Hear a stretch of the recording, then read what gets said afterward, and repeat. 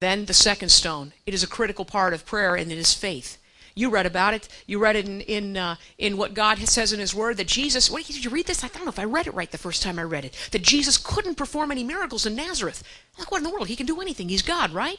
How can that be? Well, God has chosen, for whatever reason, to work through faith. That's His choice. He's worked through faith.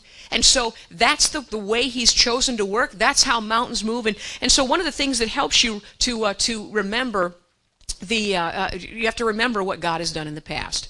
And what He did is what David remembered. The God that delivered me from the paw of the lion and the paw of the bear will deliver me from this Philistine. Yeah, we started Faith to Action in 2003, and I remember sitting across the table from a friend of mine in Washington, my friend Deirdre O'Sullivan. She's always there when these brainstorm ideas come about, and she kind of, you got to surround yourself with some positive friends. She's the one when we had, remember at Coral Ridge, Don, we had 40,000 baby rattles that were to deliver to the Senate to shake things up and appoint pro-life judges. And she goes, I love the rattle idea, it's brilliant. And it came from God. And so I hang out with her when I have new ideas so they don't get aborted before they're really conceived and fully formed.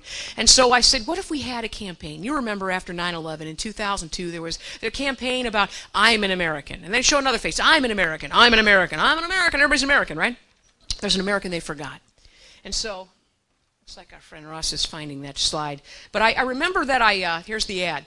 We ran this ad with the help of Don Van Curler. We had 35 groups that signed on to this ad that I'm an American. And it went in a full-page ad in the Washington Times, but here's the deal. The beauty of networking, I pitched the idea to National Right to Life, that many of you know run a full-page signature ad in newspapers across the country every January 22nd. And this thing ran in newspapers across the country. And I said to Deirdre across that table when I'm writing on a napkin, I said, you know what God can do? He can not only put this in every major newspaper in America, He can make billboards and bumper stickers. I can see it happening. And she was like, oh yeah, right, Jan, that's okay. And I remember walking out of Traverse City, Michigan, speaking at an event there, and I looked up, and I made a phone call to Deirdre, and I said, hey, Deirdre, do you remember when we talked about that I'm an American campaign?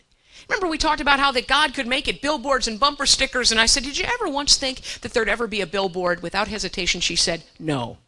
I said, well, it's interesting because right now I'm staring up and looking at an I Am an American billboard right now. And they gave this to me as a memento because I'm an American billboards went also all over the country. It became the sign they used at the pro-life march. And that's what happens when you have a napkin and an idea sold out to God. God can take it with the network of people and take it across the country. So I remember what God can do with an idea on a napkin. And I realized, well, the God had delivered me out of the paw of the lion and the paw of the bear, and I realized some other things He'd done. We have the other things He's done. We said, you know what we need pro-life judges on that Supreme Court.